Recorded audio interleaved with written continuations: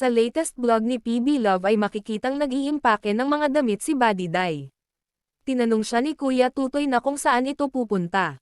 Nagbiro naman si Badiday na uuwi at aalis na siya ng Abra. Kaya biniro din siya ni Kuya Tutoy ng salamat at hindi na niya ito makikita, nagtatawanan na lang silang dalawa. Tinanong ito ni Kuya Tutoy kung kailan ang balik nila sa school. Sumagot naman si Badiday na wala pang schedule at i-announce lang ito sa GC nila. Pinaalala ni Kuya Tutoy kay Badiday ang sinabi nitong may ipapadala siya kay Kuya Tutoy para sa anak niyang si Raprap at Kristen. Kinuha naman agad ni Badiday ang hinanda na niyang bag, may laman itong bagong uniform ng mga anak niya at ibang gamit. Pupunta kasi ulit si Kuya Tutoy sa Davao para sunduin sina Irene, Marjorie, Erna at Neri. Pinakita naman ni Badiday kay Kuya Tutoy ang ibang laman ng bag. Nagtaka naman si Kuya Tutoy kung bakit puro damit at uniform ang laman, dagdag niya na dapat sana mga school supplies ang pinadala nito. Sumagot naman si Badiday na ito lang muna kasi wala pa siyang budget para doon. Pinaliwanag ni Badiday na inuna niya ang masusuot ng mga bata sa pag-aaral kasi mas mahal ito kung doon pa sa Davao bibili. Dagdag ni Badiday na mag-iipon pa siya para sa school supply ng mga anak niya, kasi wala pa itong mga notebook. Sinabi din niyang sa 29 na ang pasukan ng mga bata, tatawagan at sasabihan na lang niya ang mga ito na i-recycle na lang ang mga notebook na di nila gaanong nagamit nung nakaraang pasukan. Sinabi na ni Kuya Tutoy kay Badiday kung anong oras sila aalis papuntang Maynila. Dagdag ni Kuya Tutoy na ito ang mga dadalhin niyang gamit sa Davao, pasalubong ni Badiday sa kanyang mga anak.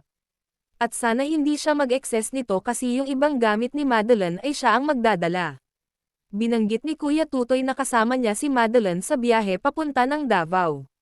Sinabi ni Kuya Tutoy na aabangan na lang ang pagpunta nila ni Badiday sa Manila at yung pagsundo niya sa Tres Marias na si Irene, Marjorie at Erna. Pagkatapos ay in-update naman tayo ni Kuya Tutoy sa pinagawang bagong kwarto ni PB Love na para kay Irene at Erna. Tinanong niya ang mga panday kung kailan ang tansya nilang matatapos ang kwarto. Sumagot naman ang mga ito na mga ilang araw na lang, mga 1 week. Pinakita din ni Kuya Tutoy na kinabit na yung pintuan at tiles nito. Pumasok naman siya sa loob at biniro pa ang isang batang helper. Makikita din na ikinabot na nila ang doorknob. Pinakita din ni Kuya Tutoy ang nabili nilang drawer para kay Irene at Erna. Sunod niyang pinakita ang study table nilang binili na may kasamang retan na upuan, tig-iisa sila Erna at Irene. Dagdag ni Kuya Tutoy na kasyang-kasya ito sa kwarto at para di sila mahirapan habang nag-aaral. Pinakita din ni Kuya Tutoy ang nabili nilang double-deck na kama, sinabi ni Kuya Tutoy na matibay ang nabili nila, sila na ni Irene at Erna ang bahala kung sino ang sa taas at baba. Bumili na din sila ng cushion para sa kama, tig-iisa din sila. Sinabi ni Kuya Tutoy na finishing na lang ang kulang sa kwarto nila Irene at Erna. At abangan ang muli nilang pagkikita pagdating niya sa Davao.